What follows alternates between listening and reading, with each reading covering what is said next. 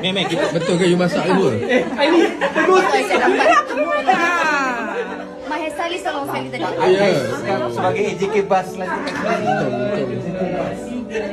Ada pengumuman dia, Sadiq? Kau jangan pada pandai ya. Thank you. Ambil tangan kena. Mana ni? Berapa masak? Ini semua Bella. Saya jadi tukang rasa. Bella ni mana? Bella dia, tadi lama sangat masak baru nak tukar baju. Jadi itu dah nak. Baju bukan setakat sama dengan ni, sama dengan ni. Weh, kau janganlah. Aku tak mati apa. Tak tahu. Kain-kain lebih Kita nak jadi camouflage. sama. Tadi kita orang sembang raya topik santai. Datang mamak ni, dapat ada geng debate ni. Weh, aku diam. Dah jadi macam parlimen weh. People eat less fatty food and everything. You live longer, it's good for health. Apa lagi Sadiq? Apa lagi? Taklah, tapi Parlimen. mahal sangat. It's too expensive. It doesn't make sense. In the future, yes lah. When there's economies of scale. Boleh je argue cakap kontra dengan tapi health cost. kau kata you be reliant on it. Then they put you on a 4-month regime. Tapi that 4 months, they also teach you healthy eating habits dengan for you to do sports. And after the 4 months end, it doesn't. While your appetite comes back, tapi you are already in that healthy lifestyle.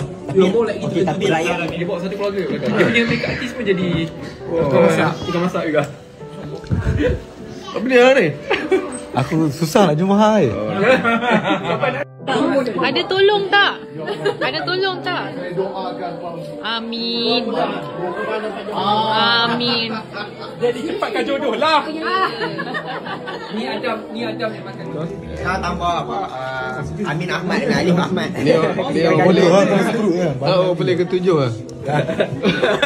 Kita yes or no tu nombor 2 lah.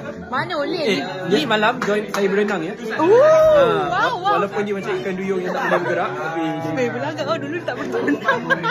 betul. Dia nak flex tu, kau tengok yang video dia berenang tu, dia saja je dia tunjuk. Dia tunjuk body dia. Jangan. Bagi apa?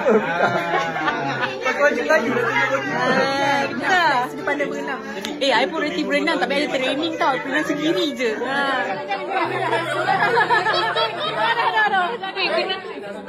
Tadi satu je lah doa.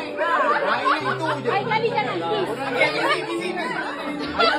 misi tak apa. Jangan. Amin.